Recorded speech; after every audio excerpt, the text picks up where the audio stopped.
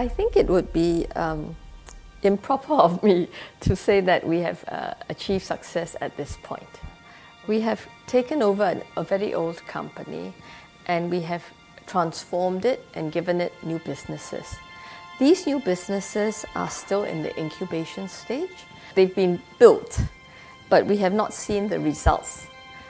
Since gaining control of the Straits Trading Company in 2008, she has launched ambitious reforms to transform this venerable company from a staid colonial-era tin smelter into a dynamic investment company with core businesses in real estate, hospitality, resources, and investment that spans the Asia-Pacific region. Forbes listed her as one of Asia's 50 power businesswomen last year. Relentless in vision and zeal, she is the Businessman of the Year, Ms. Chew Geck Kin. My biggest learning point was learning to deal with people. When we bought Straits Trading, I virtually had no choice but to roll up my sleeves and walk into the business. When I walked into Straits, I had to deal with people from every level. So at the higher level, you talk to people about strategy.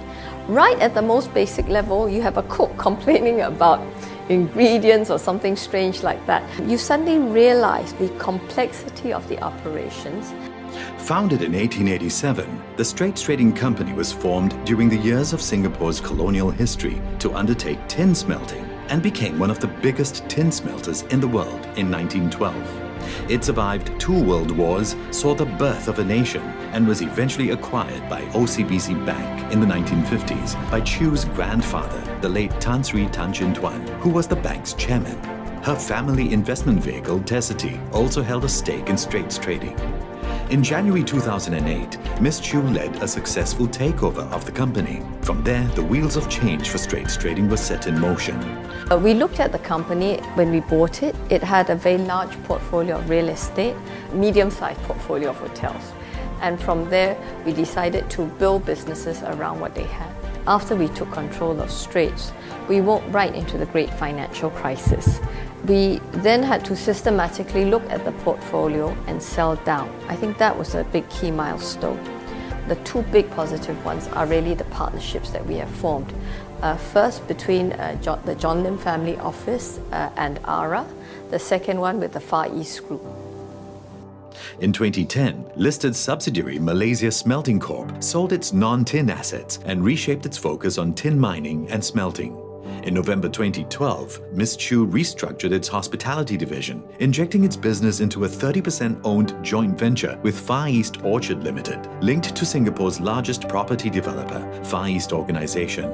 This transformed its business from 3,000 rooms under the Rendezvous brand to a stake in one of the largest hospitality players in the Asia-Pacific, with over 13,000 rooms under management across more than 80 properties. Ms. Chew also executed a strategic alliance with ARA Asset Management and Mr. John Lim, CEO and substantial shareholder of ARA, to pursue growth opportunities and investments that would transform its low-yielding property portfolio into a dynamic growth engine in real estate.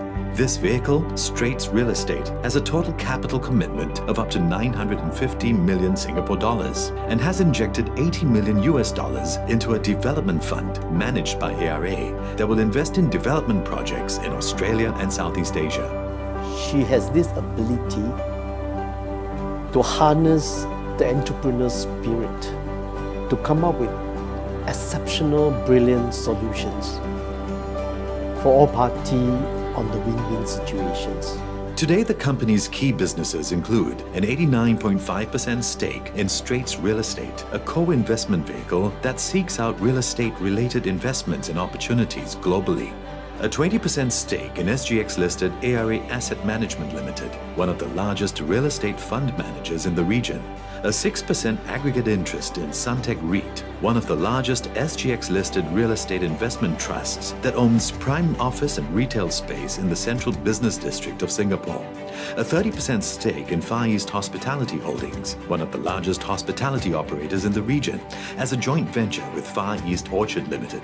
A 54.8% stake in Malaysia Smelting Corp. Its tin mining and smelting subsidiary is listed on Bursa Malaysia and secondary listed on SGX ST.